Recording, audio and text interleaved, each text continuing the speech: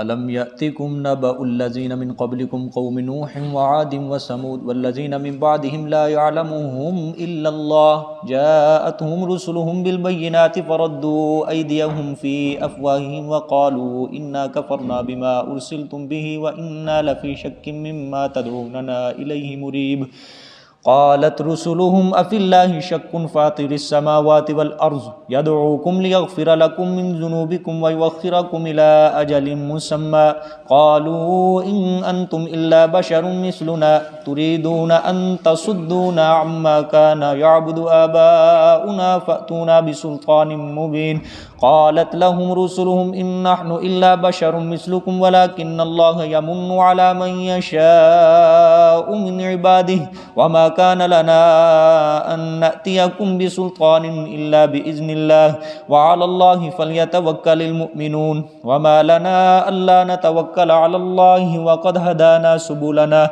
ولنصبرن على ما آذيتمونا وعلى الله فليتوكل المتوكلون وقال الذين كفروا لرسلهم لنخرجنكم من أرضنا أو لتعودن في ملتنا فأوحى إليهم ربهم لنهلكن الظالمين ولنسكننكم الأرض من بعدهم ذلك لمن خاف مقامي وخاف وعيد واستفتحوا وخاب كل جبار عنيد من ورائه جهنم ويسقى من ماء صديد يتجرعه ولا يكاد يسيغه ويأتيه الموت من كل مكان وما هو بميت ومن ورائه عذاب غليظ مثل الذين كفروا بربهم أعمالهم كرماد اشتدت به الريح في يوم عاصف لا يقدرون مما كسبوا على شيء ذلك هو الضلال البعيد ألم تر أن الله خلق السماوات والأرض بالحق إن يشأ يذهبكم ويأتي بخلق جديد وما ذلك على الله بعزيز صدق الله العظيم.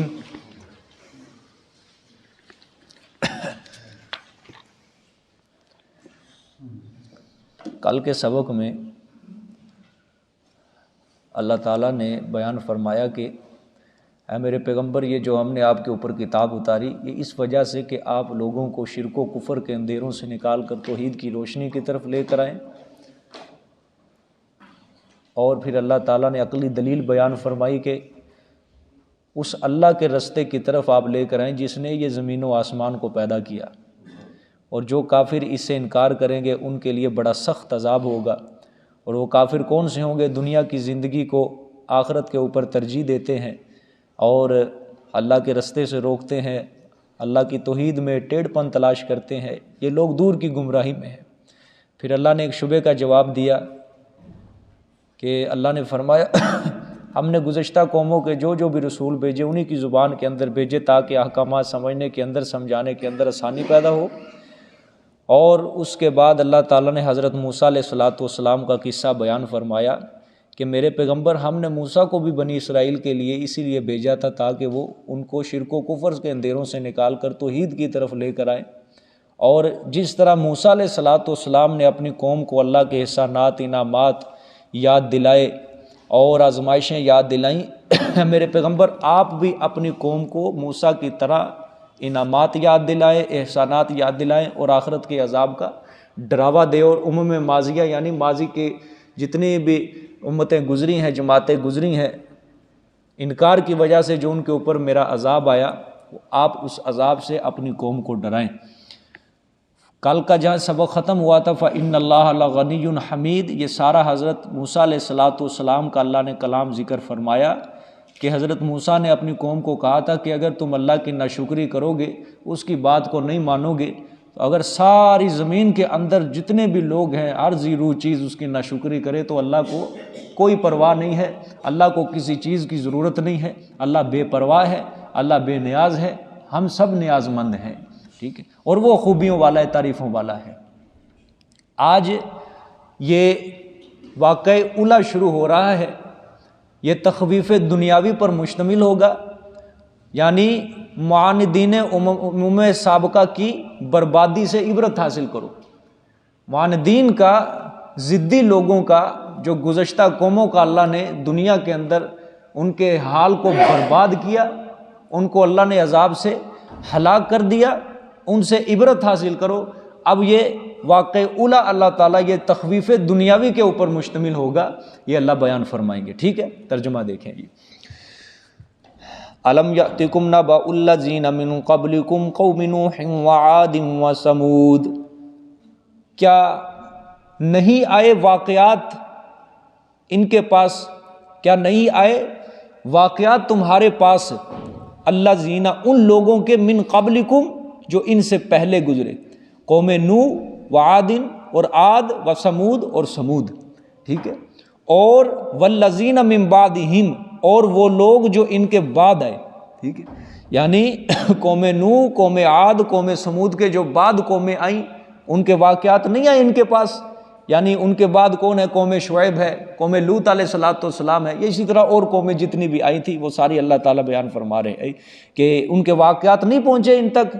لا یعلمہم الا اللہ، نہیں جانتا ان کو مگر صرف اللہ، یعنی ان قوموں کے حالات کو صرف کون جانتا ہے؟ اللہ جانتا ہے، کوئی نبی ولی، کوئی پیر فقیر پیغمبر نہیں جانتا۔ ہاں جس کو میں بتا دوں اپنے پیغمبر کو وہ جانتا ہے وحی کے ذریعے، لیکن ان کے حالات کو، ان کے ماضی کی قوموں کو کوئی بھی نہیں جانتا، یعنی ان کے ناموں کو، ان کی جگہوں کو، کیا ان کے اوپر عذاب بھیجے تھے میں نے معاندین کے اوپر، وہ کوئی نہیں جانتا، صرف وہ کون جانتا ہے؟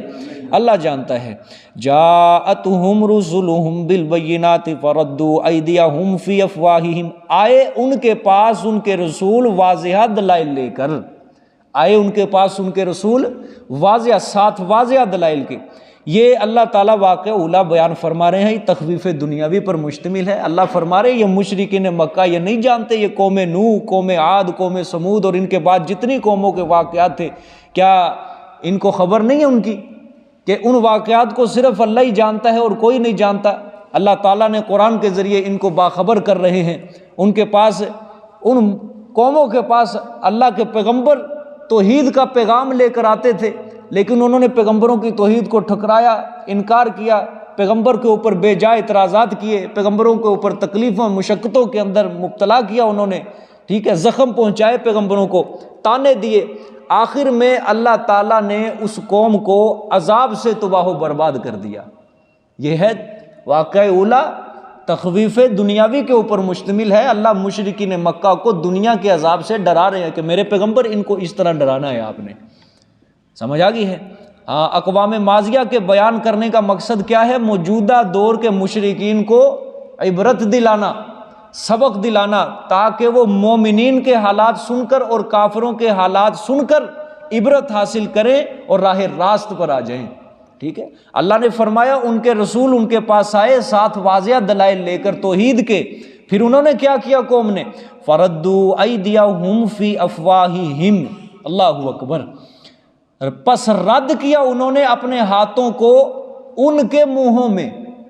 دو مطلب ہیں جی، ایک مطلب تو یہ ہے پس، یعنی جب انہوں نے اللہ کے پیغمبر سے توحید کا پیغام سنا انہوں نے رد کیا، مطلب ان کے منہوں میں اپنے ہاتھوں کو رد کیا، یعنی پیغمبر اللہ کی توحید بیان کرتا تھا، یہ لوگ جا کے پیغمبر کے منہ پہ ہاتھ رکھتے تھے بس اور نہیں بولنا آگے، ٹھیک ہے۔ ایک مطلب یہ ہے، سمجھ آ گئی ہے کہ جو بھی داعی توحید اللہ تعالیٰ کی طرف سے اللہ کا پیغمبر توحید کا پیغام سناتا تھا، ان کو غصہ آتا تھا، یہ پیغمبر کے پاس جا کے ان کے منہوں پہ ہاتھ رکھ دیتے تھے کہ بس اب اور کچھ نہیں سنانا تو نے۔ ایک مطلب یہ ہے، یا دوسرا ترجمہ اس کا یہ ہے پس لوٹایا انہوں نے اپنے ہاتھوں کو اپنے منہوں کے اندر، یعنی جب اللہ کے پیغمبر ان کو توحید کا پیغام سناتے تھے، اب یہ جو پیغام تھا، یہ توحید تھی، ان کے آبائی دین کے خلاف تھا، یہ کام، یہ پیغام ان کے آبائی مذہب کے خلاف تھا، اس لیے یہ مسئلہ ان کے لیے زہر بن گیا، اس لیے ان کی طبیعتوں نے، ان کے مزاج نے اس مسئلہ توحید کو قبول نہیں کیا، وہ شدت غضب سے اپنے ہاتھوں کو اپنے منہ میں دے کر کاٹنے لگ جاتے تھے، یعنی اتنا غصہ چڑھتا تھا کہ اپنے آبائی دین کے خلاف، یہ ہمارے بائی دین کے خلاف بول رہے ہیں۔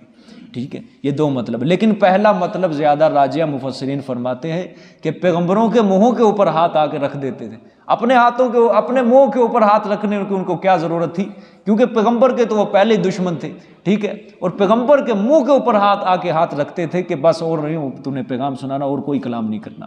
ٹھیک ہے، اب کیا کہا انہوں نے آگے، وَقَالُوا إِنَّا كَفَرْنَا بِمَا أُرْسِلْتُمْ بِهِ، اور انہوں نے کہا، یعنی مشرکین نے اپنے پیغمبروں کو جواب دیا ظالموں نے، اِنَّا كَفَرْنَا، بے شک ہم انکار کرتے ہیں، یعنی جو مسئلہ توحید تمہارے پاس لے کر آیا اس مسئلے کا انکار کرتے ہیں.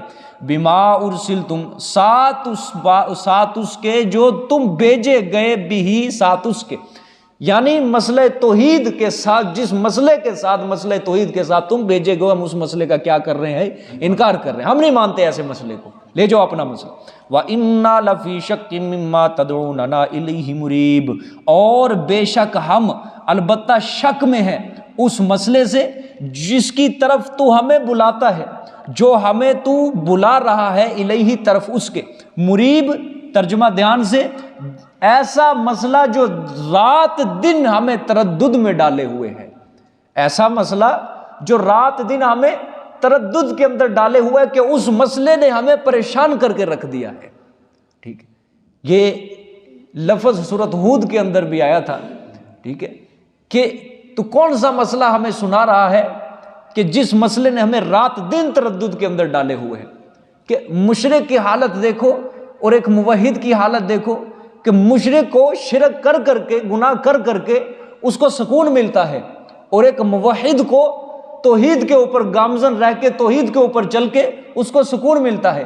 لیکن مشرک جب اللہ کی توحید کا پیغام سنتا ہے اس کو کس طرح بے سکونی حاصل ہوتی ہے، دیکھو اس کا اطمینان، اس کا سکون چھن جاتا ہے. ٹھیک، لیکن جب ایک موحد اللہ کی توحید سنتا ہے اس کو کیا ملتا ہے، سکون ملتا ہے، اس کو اطمینان ملتا ہے. یہی فرق مشرک اور موحد کے اندر ہے. آپ جا کے کسی دربار کے اوپر اللہ کی توحید بیان کرنا، وہ یہی کہیں گے کہ ہم تو شک کے اندر ہیں جس مسئلے کی طرف تم بلا رہے ہو، ہم تو پریشان ہو کر دیا تم نے اس کام کے لیے. ٹھیک ہے، اللہ معاف فرمائے. وہی آپ کو یہی کہیں گے کہ ہم نہیں مانتے جو تم مسئلہ لے کر آئے ہو. یہ کیا ہم پیروں کی گستاخی کریں، پیروں کو چھوڑ دیں، ہمیں تو جو کچھ ملا ہے اسی دربار سے ملا ہے، ہمیں تو رزق ادھر سے ملتا ہے. جب سے ہم اس اللہ والے کے ساتھ جڑے ہیں اللہ تعالیٰ نے ہمارے روزی کے دروازے کھول دیے. جب سے ہم اس پیر کے نام کی نظر نیاز دینے لگے ہیں ہمارے تو بھاگ لگ گئے، ہمیں تو 4 چاند لگ گئے ہیں، ہم کس طرح اس کو چھوڑ سکتے ہیں. ٹھیک ہے، وہ بھی آپ کو یہی کہیں گے کہ ہم نہیں تسلیم کرتے جس مسئلے کو تم لے کر آئے ہو، ہم تو شک کے اندر پڑ گئے ہیں جو رات دن ہمارے اوپر بے سکونی کو مسلط کیے ہوئے ہیں. ٹھیک ہے، یہ انہوں نے کیا دیا، جواب دیا. کہا انہوں نے کہ ہم نے کیا کیا، کفر کیا، ہمیں شک کے اندر ڈالے ہوئے ہیں. اب آگے پیغمبروں نے کیا جواب دیا سبحان اللہ. قالت رسلهم فی اللہ شک فاطر السماوات والارض، کہا ان کے رسولوں نے فی اللہ شک، کہ اللہ کے بارے میں شک کرتے ہو، یعنی اللہ کی توحید کے بارے میں تم شک میں پڑے ہوئے ہو. ہاں، فاطر السماوات والارض، وہ اللہ جس نے پیدا کیا آسمانوں اور زمینوں کو. سبحان اللہ، یہ دلیل دی پیغمبروں نے ان کو کہ جس اللہ نے آسمانوں اور زمینوں کو پیدا کیا تم اس اللہ کی توحید کے بارے میں شک کرتے ہو. ٹھیک ہے، یعنی اللہ تعالیٰ کی توحید کے بارے میں تم شک کر رہے ہو. یہ جو اتنی بڑی عمارت کھڑی ہے، یہ عجیب و غریب جو بغیر ستونوں کے جس نے عمارت کھڑی کر دی ہے، یہ اس بات کی واضح دلیل ہے کہ وہ ذات اپنی صفات کے اندر اور ذات کے اندر وحدہ لا شریک ہے، وگرنہ یہ کوئی عام انسان نہیں کر سکتا. ٹھیک ہے، یہ اسی ذات کا کام ہے، یہ اسی ذات کا کام ہے جس نے بغیر ستونوں کے اس آسمان کو کھڑا کر دیا، زمین کو، پانی کے اوپر زمین کو ٹکا دیا. یہ صرف ایک اللہ ہی کام کر سکتا ہے، وہ اپنی ذات کے اندر اور اپنی صفات کے اندر وحدہ لا شریک ہے. یہ صرف وہی ذات کام کر سکتی. لہٰذا داعی توحید جو ہے نا، اللہ کی توحید جو سنانے والا ہوتا ہے، اس کو صرف مسئلہ ہی نہیں سنانا چاہیے، اس کو صرف یہی نہیں سمجھانا چاہیے اگلے کو کہ اللہ تعالیٰ ہی مشکل کشا ہے، اللہ کی حاجت روا ہے، اللہ ہی سب کچھ دینے والا ہے، بلکہ ساتھ دلیل بھی دے. وہ دیکھو نا، پیغمبروں کا اللہ واقعہ ذکر کر رہے ہیں، وہ ساتھ دلیل بھی دیتے تھے. دلائل کے ذریعے اللہ تعالیٰ کی توحید کو ثابت کرنا ہے، صرف مسئلہ ہی نہیں سنانا. یہ تو ایک دنیا کا اصول ہے کہ ہر موقف کے اوپر، ہر مسئلے کے اوپر دلیل ہوتی ہے. دیکھو اللہ تعالیٰ اپنا موقف ثابت کر رہے ہیں کہ میں ہی مشکل کشا ہوں، میں ہی اس کائنات کا الہ ہوں۔ اللہ تعالیٰ صرف بات ہی نہیں سنا رہے، بلکہ اللہ تعالیٰ اپنے اس مسئلے کے اوپر خوبصورت دلائل پیش کرتے ہیں، کبھی عقلی دلائل دیتے ہیں، کبھی نقلی دلائل دیتے ہیں۔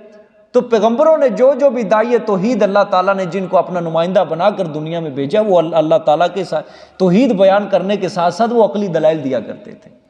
ان کو دلائل دو، ٹھیک ہے، ان کو دلائل دو۔ دیکھو اللہ نے زمین و آسمان بنائے، اللہ تعالیٰ ہمیں رزق دے رہا ہے، اللہ تعالیٰ نے ہمارا وجود بنایا، بغیر مشینری کے چل رہا ہے، ٹھیک ہے، اللہ تعالیٰ نے ہمیں بنائی دی، اللہ تعالیٰ نے ہمارے کانوں کو شنوائی دی، اللہ تعالیٰ نے ہمارے ناک کو سونگھنے کی طاقت دی۔ مخلوق نے تو کچھ بھی نہیں دیا ہمیں، مخلوق نے کچھ بھی نہیں دیا، کسی پیر نے، کسی پیغمبر نے ہمیں کچھ بھی نہیں دیا ہے۔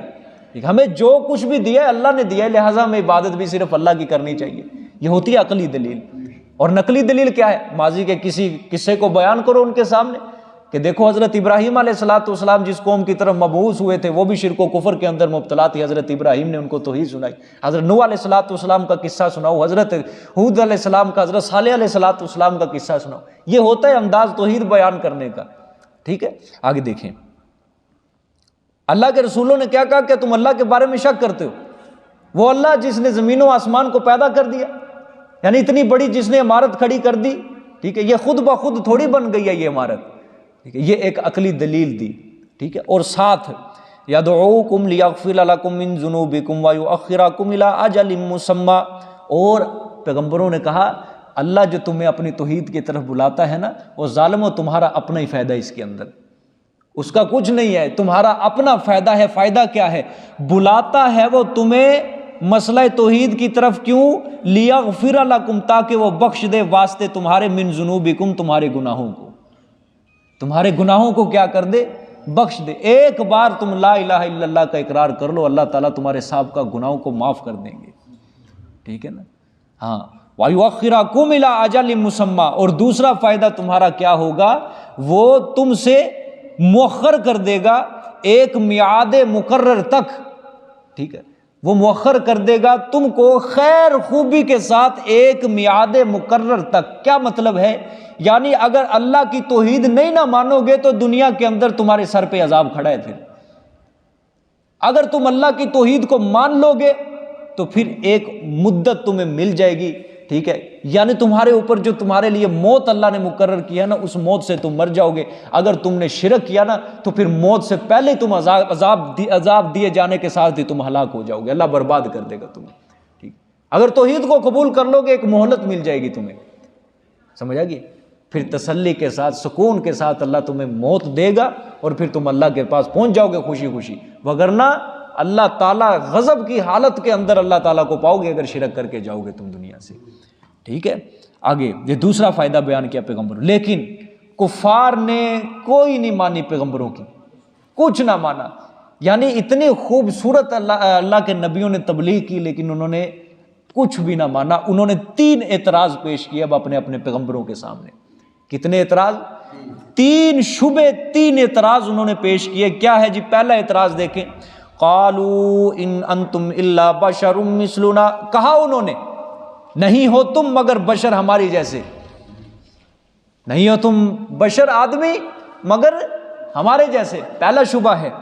دوسرا شبہ، تريدون ان تصدونا عما كان يعبد آباؤنا، تم چاہتے ہو، ارادہ کرتے ہو یہ کہ تم ہمیں روک دو ان ہستیوں سے جن کی عبادت کرتے رہے آباؤنا، ہمارے باپ دادا عبادت کرتے رہے۔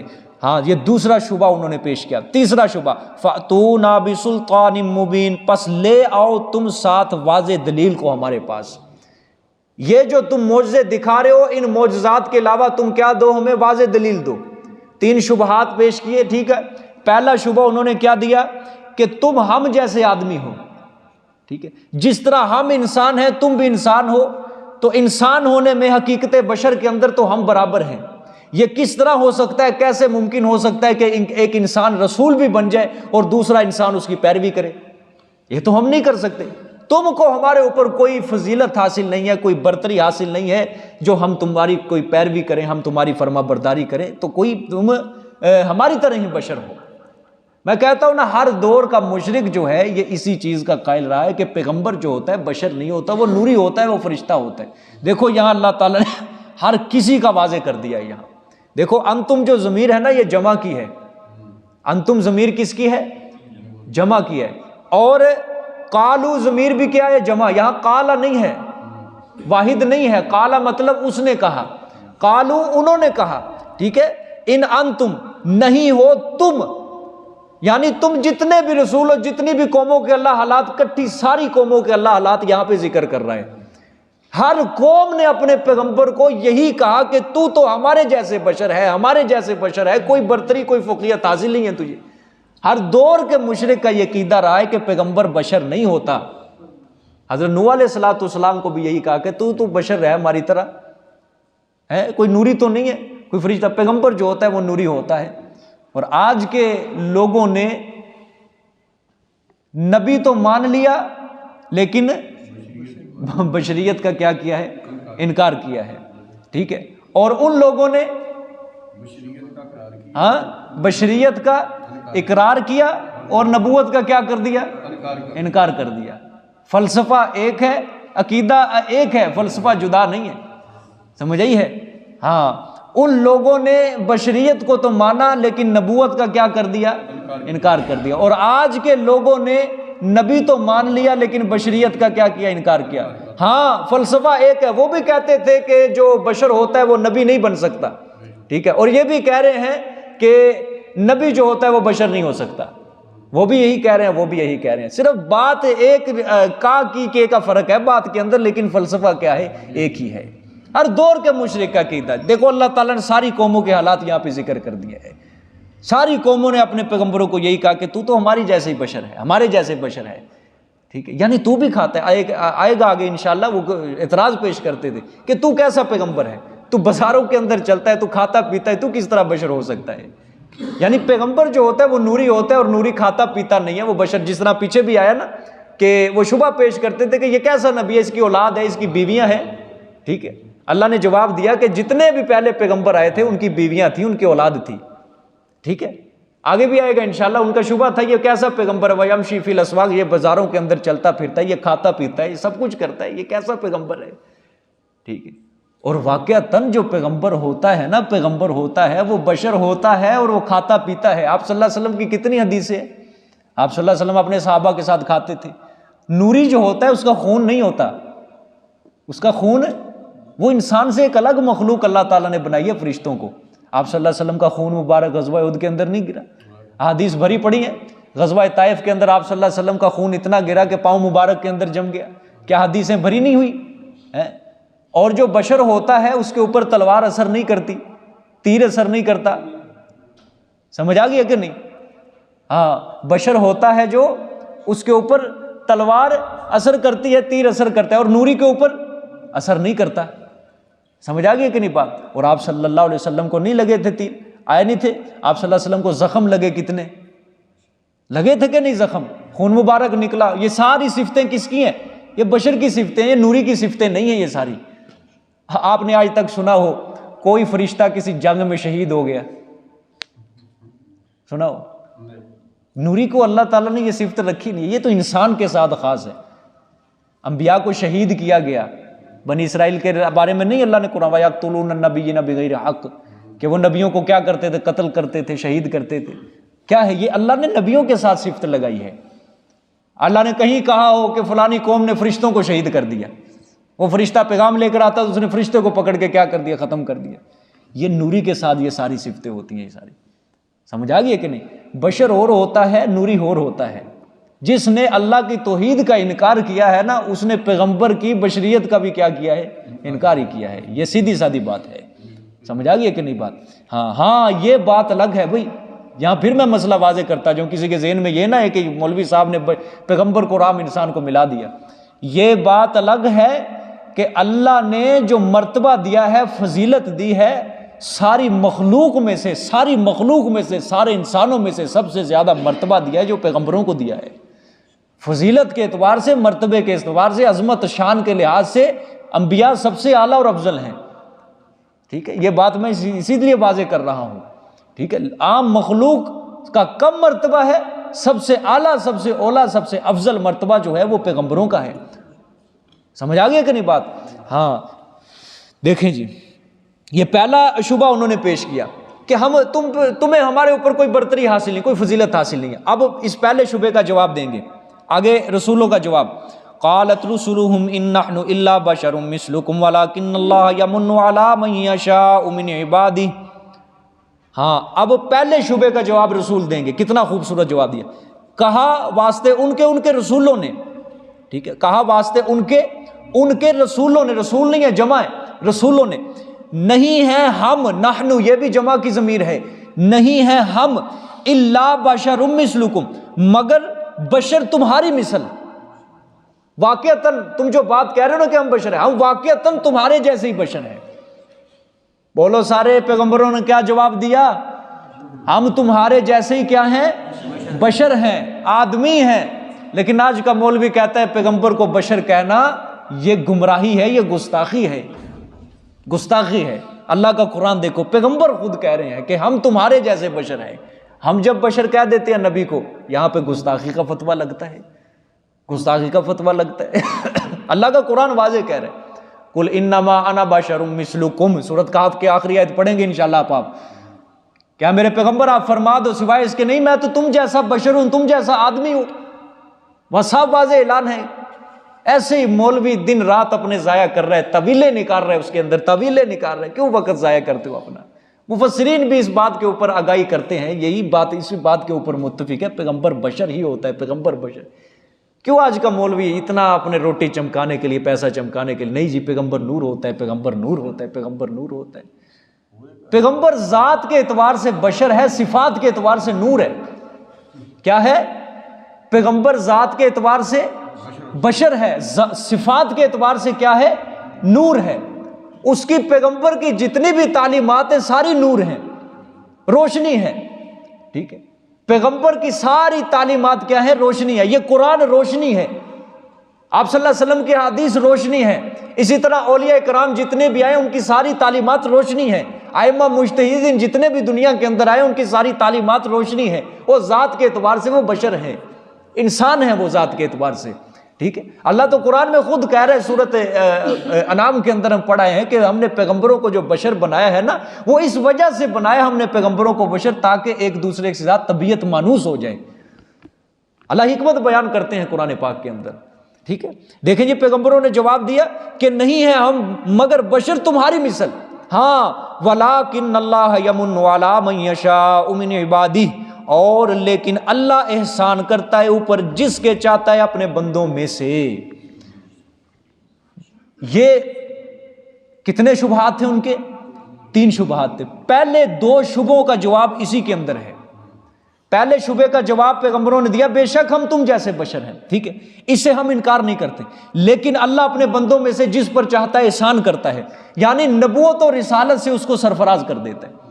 اپنے بندوں میں سے کسی بندے کو چنتا ہے اور اس بندے کے سر پہ نبوت کا تاج کیا کر دیتا ہے؟ رکھ دیتا ہے۔ جن سے انسانیت میں شریک ہونے سے یہ لازم نہیں ہے کہ اس جنس کے تمام افراد فضائل اور کمالات کے اندر برابر ہو جائیں، کہ ہم تمہارے جیسے انسان ہیں، تم ہم جیسے انسان ہو۔ اب اس کا مطلب یہ تو نہیں ہے کہ فضائل اور کمالات کے اندر بھی ہم برابر ہو جائیں۔ ہاں صورت کے اندر عاقل، غافل، جاہل، عالم سب برابر ہیں۔ صورت کے اندر میں کہہ رہا ہوں، صورت کے اندر عاقل، عالم، نبی سب برابر ہیں، ٹھیک ہے۔ جس طرح ایک نبی ہوتا ہے اس کی شکل و صورت ہوتی ہے، ٹھیک ہے، اس کے 2 ہاتھ ہوتے ہیں، ٹھیک ہے، عام انسان کے بھی کیا اللہ نے 2 ہاتھ رکھے ہیں۔ صورت کے اعتبار سے سب برابر ہیں، لیکن سیرت کے اعتبار سے برابر نہیں ہو سکتے، سیرت کے اعتبار سے برابر نہیں ہو سکتے۔ فضائل روحانیہ کے اندر کوئی بھی برابر نہیں ہے۔ نبی کا اعلیٰ مرتبہ ہے اور عام انسان کا چھوٹا کم مرتبہ ہے۔ سیرت کے اندر جدا جدا ہے سب، لیکن ان جاہلوں نے، ان مشرکین نے، جاہلوں نے انبیاء کی شکل و صورت کو دیکھ کر یہ خیال کیا کہ ہم یکساں ہیں، حالانکہ دونوں کے اندر زمین و آسمان کا فرق ہے، دونوں کے اندر زمین و آسمان کا فرق ہے۔ یہ پہلے شبے کا جواب دیا۔ دوسرے شبے کا جواب بھی اسی کے اندر ہے۔ دوسرا شبہ کیا تھا؟ کہ ہم اپنے آباء و اجداد کے طریقے پہ چل رہے ہیں، تم چاہتے ہو ہم اپنے آباء و اجداد کا طریقہ چھوڑ دیں، ہم یہ کام نہیں کر سکتے۔ اس کا جواب بھی اس کے اندر دیا گیا ہے کہ اللہ اپنے بندوں میں سے جس پہ چاہتا ہے احسان کرتا ہے، مطلب اللہ اپنے بندوں میں سے جس پر چاہتا ہے احسان کرتا ہے، یعنی اس کو حق و باطل صدق اور کذب، سچ اور جھوٹ کے اندر فرق اور امتیاز کرنا یہ اللہ کا عطیہ ہے، اللہ کسی کسی کو عطا کرتا ہے۔ حق اور باطل کے اندر فرق و امتیاز کرنا یہ اللہ کا عطیہ ہے، اور اللہ اپنے بندوں میں سے جس پر احسان کرتا ہے اس کو یہ عطیہ عطا کرتا ہے، دیتا ہے اس کو۔ سچ اور جھوٹ کے اندر اللہ فرق کرنا یہ اللہ کسی کسی بندے کو یہ حکمت عطا کرتا ہے، ٹھیک ہے۔ اور ایک بڑی جماعت کو خیر کثیر سے محروم کر دیتا ہے اللہ۔ تمہارے آباء و اجداد تھے نا، جو جد کی تم دلیل دے رہے ہو کہ ہمارے آباء و اجداد یہ کام کرتے، وہ سب کے سب نادان تھے، جاہل تھے، وہ خیر کثیر سے محروم رکھے گئے۔ ہاں اللہ تعالیٰ نے اپنے بندوں میں سے ہمارے اوپر احسان کیا، ہمیں چنا، اور اللہ تعالیٰ نے ہمیں حق و باطل کے درمیان فرق اور امتیاز کرنے کا عطیہ عطا فرمایا ہے، یہ صفت عطا فرمائی ہے۔ تمہارے آباء و اجداد جاہل تھے اور ہوتی ہے یہ ایسی بات کہ ایک قوم کے اندر ایک ایسا آدمی ہوتا ہے جو سمجھدار ہوتا ہے، حکمت اور دانائی، فراست، فہم و فراست کو وہ جانتا ہے، اور یہ ہر معاشرے کے اندر یہ بات پائی جاتی ہے، لیکن دینی اعتبار سے لوگ اس کو قبول کرنے کے لیے تیار نہیں ہے۔ آج کل تو ہر بندہ کہتا ہے میں مفتی صاحب ہوں، میں مفتی صاحب ہوں، میں مفتی صاحب، ہر بندہ فتوے دے رہا ہے، ہر بندہ فتوے دے رہا ہے، ٹھیک ہے۔ یہ کام اچھا نہیں ہے۔ فتوے دینا، تبلیغ کرنا یہ صرف ایک عالم کا کام ہے، یہ ڈاکٹر کا کام نہیں ہے، یہ وکیل کا کام نہیں ہے، یہ کسی انجینئر کا کام نہیں ہے، یہ صرف ایک مولوی کا کام ہے۔ سمجھ آ گئی ہے؟ ہم جس طرح کیس لڑوانے کے لیے مقدمہ جو پیش کرتے ہیں کسی وکیل کو چنتے ہیں، ایف آئی آر کٹوانی ہو ہم تھانے کے اندر جاتے ہیں، سر میں درد ہو گولی لینے کے لیے کس کے پاس جاتے ہیں؟ ڈاکٹر کے پاس جاتے ہیں، یا کسی ہوٹل کے اندر جاتے ہیں، کلینک کے اندر جاتے ہیں۔ تو جب ہم نے مسئلہ پوچھنا ہے تو کسی مستند عالم کے پاس جانا ہوگا نا، یا مسئلہ پوچھنے کے لیے دین کی جب باری آتی ہے پھر کیوں ہم رخ پلٹتے ہیں، ٹھیک ہے۔ اور کچھ یہ ہمارے اندر کمزوریاں ہیں بھائی میرے عزیز دوستو، کچھ ہمارے اندر کمزوریاں ہیں۔ آج جو دین کی تھوڑی سی خرابی پیدا ہوئی ہے نا عوام کے اندر، کمزوری یہ ہے کہ ہر کسی کو، ہر جاہل آدمی کو ممبر کے اوپر بٹھا دیا ہے۔ ہم نے کیوں نہیں تحقیق کی کہ ہاں بھائی تو کس مدرسے سے فارغ ہے، کتنے سال تو نے پڑھے ہیں، تیرے پاس کیا سند ہے، تیرے پاس کوئی سند بھی ہے، کس عالم کے تک تیری سند جاتی ہے، کون ہے تجھے پڑھانے والا، کس استاد کے سائے کے اندر بیٹھ کے تو نے پڑھا ہے تیرے پاس کوئی سند؟ ہم کیوں نہیں پوچھتے؟ جس کو ہم مصلے کے اوپر کھڑا کر دیتے ہیں، بس ہم دیکھتے ہیں یہ حافظ قرآن ہے، بس جی ٹھیک ہے مصلے پر کھڑا ہونے کا یہ حقدار ہے۔ نہیں، اس کو پورا حلال حرام کے بارے میں تمیز ہونی چاہیے، اس کو مسائل سے واقف ہونا چاہیے، دینی مسائل سے واقف ہونا چاہیے، نماز کے مسائل سے واقف ہونا چاہیے، اپنے مقتدیوں کی وہ تربیت کر سکے۔ ایسا بندہ مسلے پر کھڑا ہونے کا حقدار ہے، وگرنہ عام بندہ مسلے پر کھڑا ہونے کا حقدار نہیں ہے۔ اب نماز کے اندر مثال کے طور پہ کوئی واجب چھوٹ جائے، کوئی واجب چھوٹ جائے بھولے سے، اب مسئلہ کیا ہے اس کے اندر؟ بولو، سجدہ صاحب ہے، ٹھیک ہے۔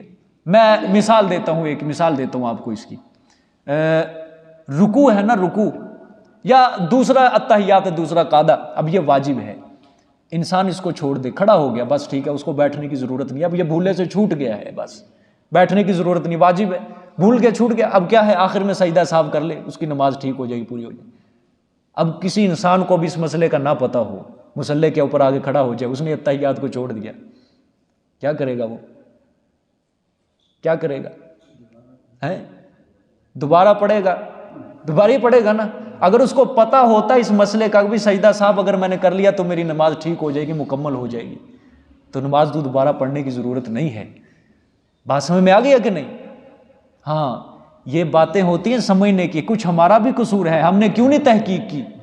ہم نے ہر کسی کو درس قرآن جو اٹھا رہا ہے قرآن کھول کے بیٹھ گیا، جو بھی ڈاکٹر ہے، جو بھی انجینئر ہے، قرآن کھول کے بیٹھ گیا بس قرآن سمجھانے کے لیے۔ بھئی یہ قرآن پاک ہے، یہ اللہ تعالیٰ کی کتاب ہے، یہ بڑا افضل علم ہے، بڑا اعلیٰ علم ہے یہ، اور اس کا ترجمہ کرنے کے لیے بھی بڑے علوم و فنون کی ضرورت ہوتی ہے، سمجھ آ گئی ہے؟ تفسیر ہے نا، تفسیر اللہ تعالیٰ کا کلام ہے، یہ علم کا سمندر ہے، یہ سمندر علم کا۔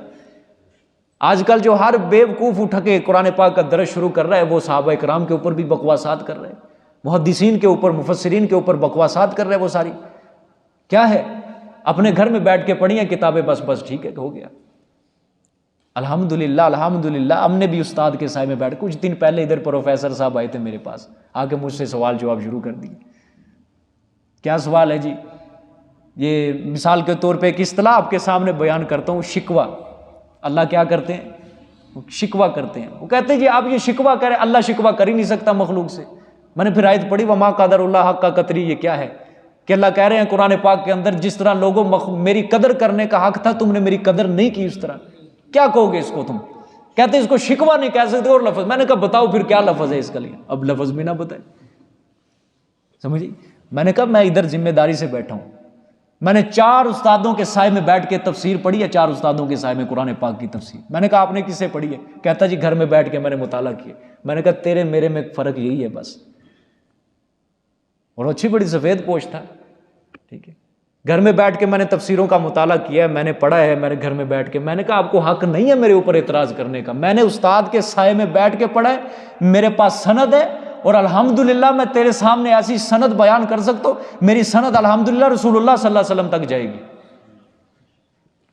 میں نے فلانے استاد سے پڑھا, میرے استاد نے فلانے سے پڑھا, فلانے نے فلانے سے, فلانے شاہ ولی اللہ سے ہوتے ہوئے یہ سیدھی آپ صلی اللہ علیہ وسلم تک جائے گی. حضرت عبداللہ ابن عباس تک سند متصل کے ساتھ جو عالم ہے نا, جس کی سند سیدھی آپ صلی اللہ علیہ وسلم تک, وہ ہے حقدار قرآن سمجھانے کا. ہر ایرا گارا نتھو گارا اٹھ کے قرآن سمجھانے لگ جائے تو پھر عوام کا بیڑا غرق کرے گا, ان کے عقائد کا بیڑا غرق کرے گا. اور خدا کی قسم یاد رکھ لینا, جس نے کہا نا کہ میں گھر میں بیٹھ کے کتابیں پڑھا اور دین سمجھانے لگ گیا, اس نے اپنی عوام کو, اپنے آپ کو صحابہ کرام سے متنفر کیا ہے, یاد رکھنا. اور یہ زندگی کا نچوڑ ہے. الحمدللہ میں نے دیکھا ہے, میں آپ کے سامنے ایک ایسے عالم کا اگر نام لوں نا, عالم بھی نہیں, وہ بھی گھر میں بیٹھ کے کتاب, اس نے تفسیر بھی لکھی ہے.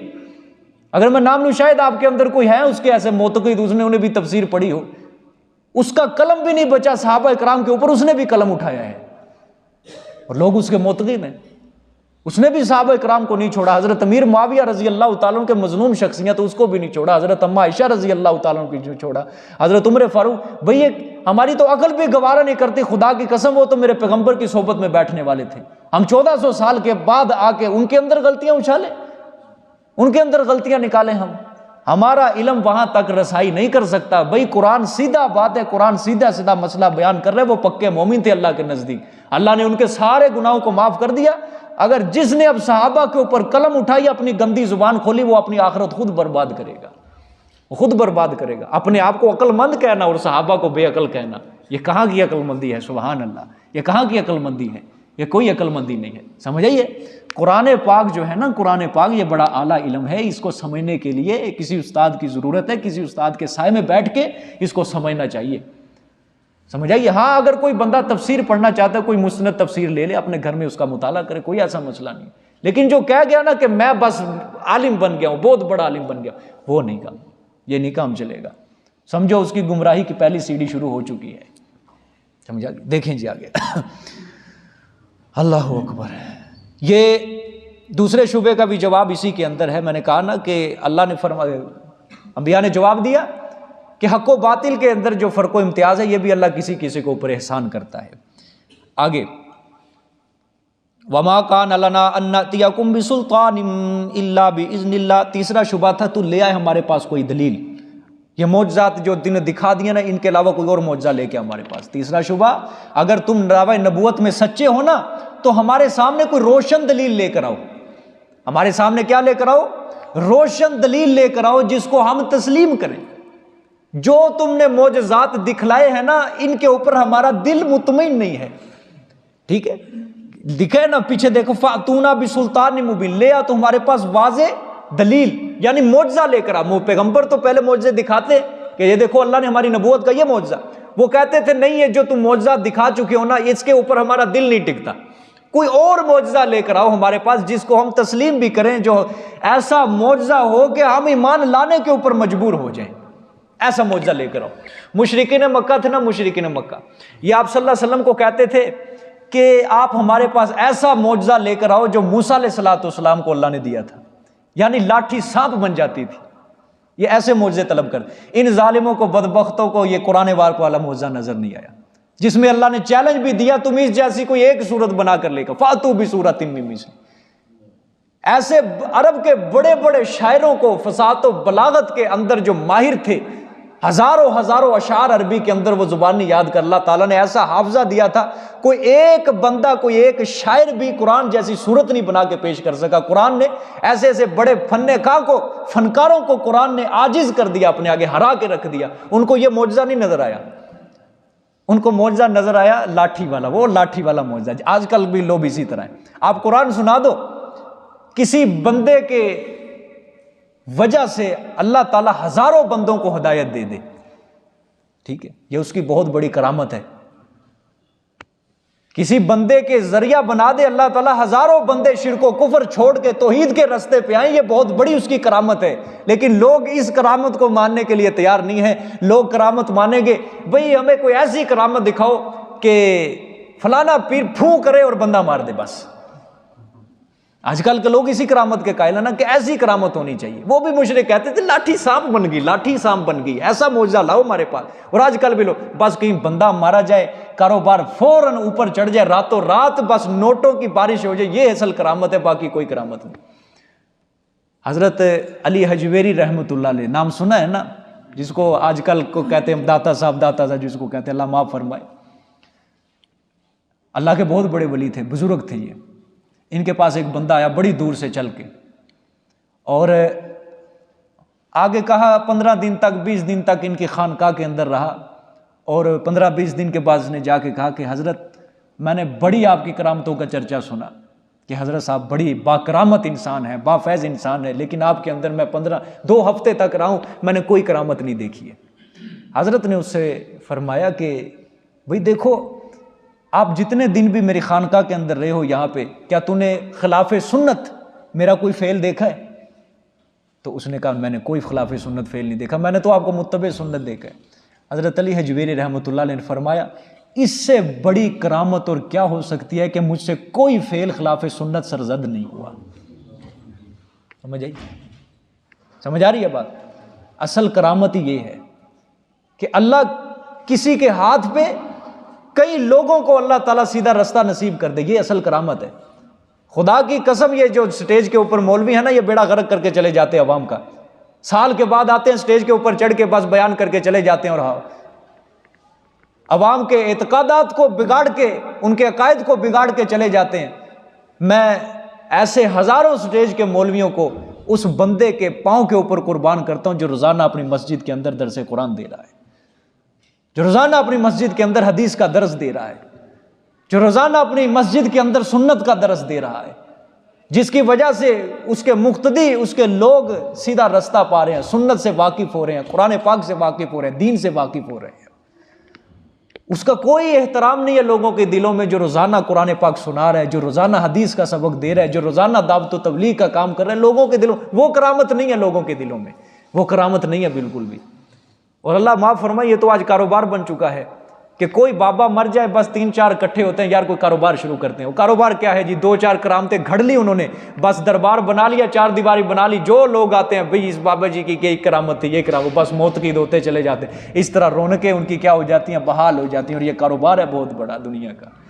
پھر گلہ رکھا جاتا ہے اس کے اندر، پھر لوگ آ کے پیسے ڈالتے ہیں اس کے اندر، بڑا کاروبار ہے یہ دنیا کے اندر۔ ہاں، یہ اللہ معاف فرمائے، ایسی حرام کمائی کا کوئی فائدہ نہیں ہے، کوئی فائدہ نہیں ہے۔ یہی حرام کمائی قیامت والے دن اللہ آگ کی شکل میں ہمارے پیٹوں کے اندر ہی داخل کرے گا۔ اللہ تعالیٰ بچائے ہم سب کو، ٹھیک ہے۔ یہ پہلا شبہ ان کا یہ تھا، ٹھیک ہے۔ ہمارے پاس کوئی ایسا معجزہ لے کر آؤ جس کو ہم تسلیم بھی کریں، ہمارا دل مطمئن ہو جائے۔ پیغمبروں نے اب اس کا جواب دیا، وَمَا كَانَ لَنَا أَن نَأْتِيَكُمْ بِسُلْطَانٍ إِلَّا بِإِذْنِ اللَّهِ، نہیں ہے واسطے ہمارے یہ کہ ہم لے کر آئیں تمہارے پاس ساتھ کوئی دلیل، الا باذن اللہ، مگر ساتھ کس کی اجازت کے؟ اللہ کی اجازت کے۔ اللہ کے حکم کے بغیر ہمارے اندر اختیار نہیں ہے، ہمارے طاقت نہیں ہے، قوت نہیں ہے ہم تم کو معجزہ دکھا سکیں۔ اللہ کے حکم کے بغیر کوئی طاقت نہیں ہے۔ ہاں، یہ تمہاری فرمائش پوری کرنا ہمارے اختیار میں نہیں ہے، باقی ہم نے اپنی نبوت کے اوپر جو دلیل تھی، جو معجزہ تھا، ہمیں تم نے دکھا دیا ہے، وہ تمہارے اطمینان کے لیے کافی ہے، تمہاری ضد کا جو علاج ہے وہ ہمارے پاس نہیں ہے۔ یہ سیدھا سادہ جواب دے دیا، 3 شبہات کے جوابات ہو گئے۔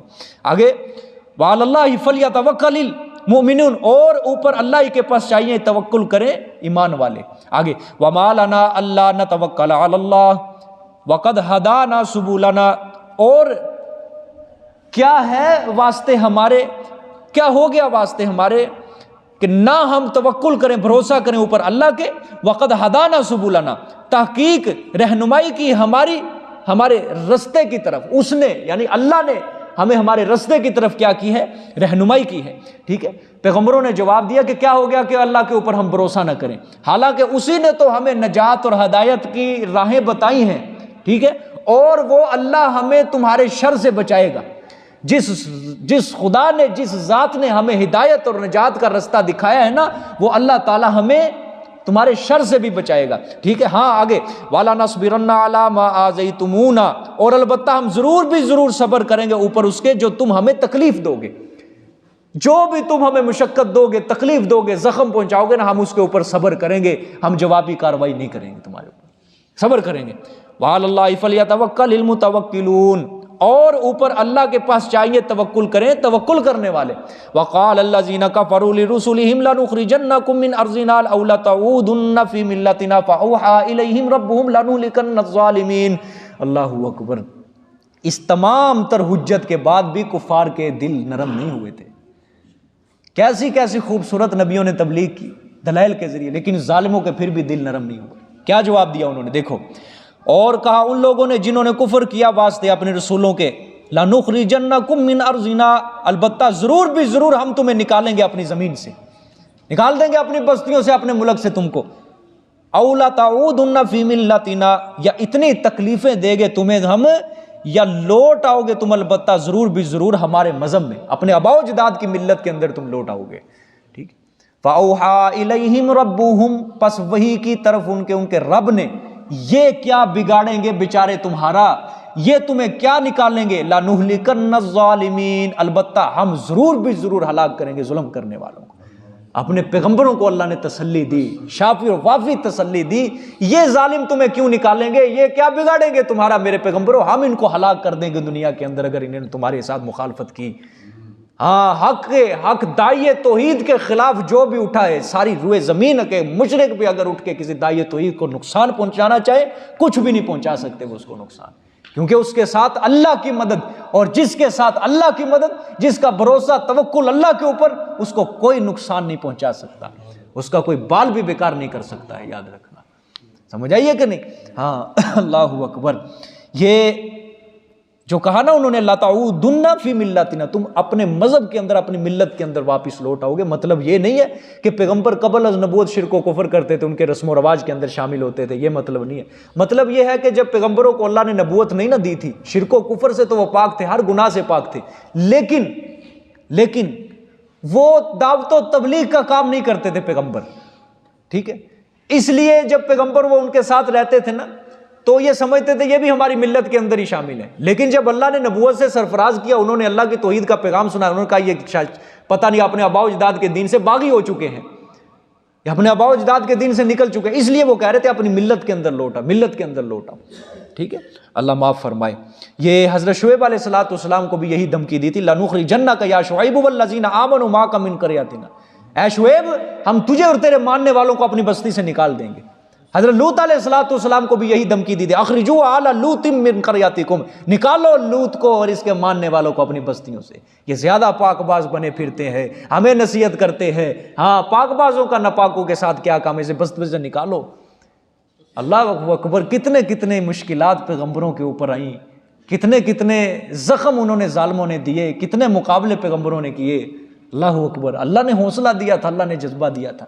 یہ باتیں بڑی سمجھنے کی ہے بھائی، بڑی سمجھنے کی ہے، کیسے حق یہ توحید ہمارے تک پہنچی ہے، کیسے اللہ کا دین ہمارے تک پہنچ گیا۔ ٹھیک ہے، آگے دیکھیں، والا نسکننکم الارض من بعدہم ذلک لمن خاف مقامی وخاف وعید۔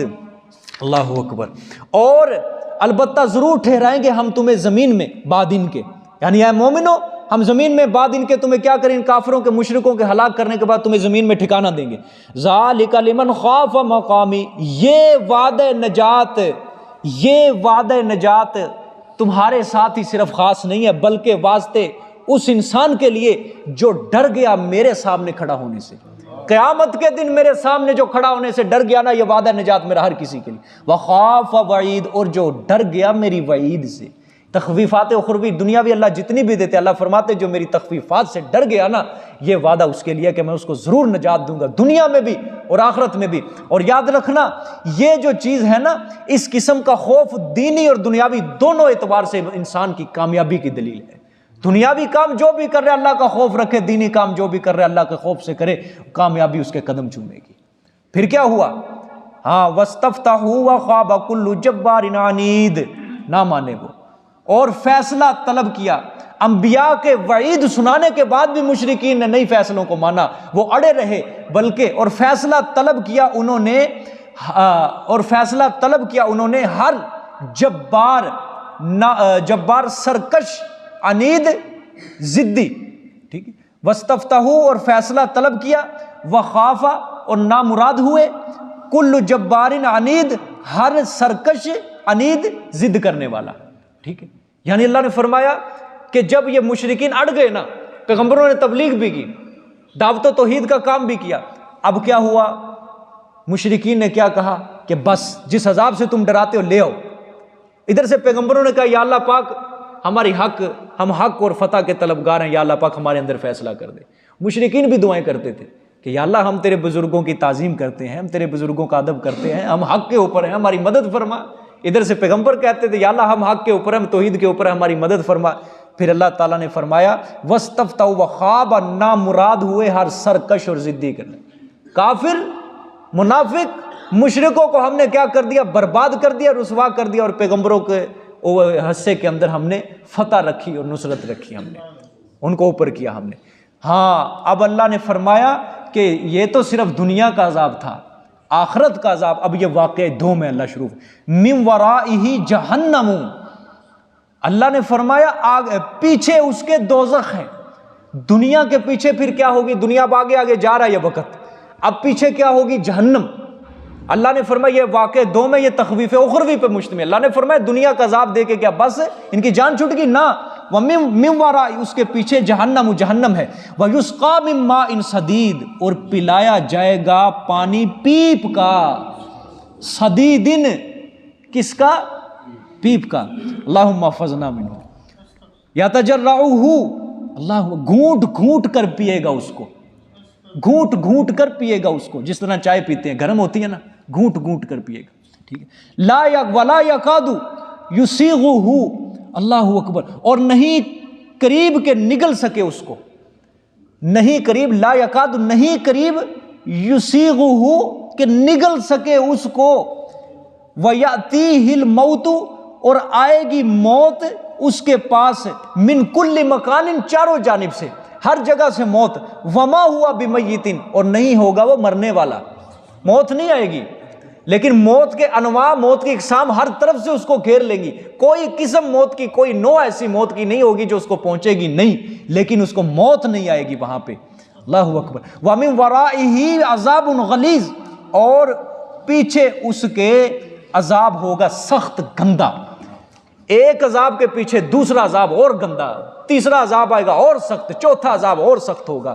یعنی اللہ نے فرمایا اس دنیا کے علاوہ آخرت کا عذاب جو ہوگا نا ان کے لیے کھولتا ہوا پیپ، پیچھے سورۃ یونس کے اندر اللہ نے فرمایا کھولتا ہوا پانی، یہاں پہ اللہ نے فرمایا پیپ، جو کافروں کی کھال سے پگھل پگھل کر ایک جگہ جمع ہوگی، اور وہ جب گرم ہو جائے گا، ٹھیک ہے، کھولتے ہوئے بن جائے گا، گرم ہو جائے گا، وہ کافروں کو جب پیاس کی شدت ہوگی وہ ان کے سامنے پیش کیا جائے گا، جب ان کے سامنے رکھا جائے گا تو کافر کہیں گے، یہ کیا کہیں گے؟ یا تجرعوا گھونٹ گھونٹ کر پئیں گے، کیا مطلب؟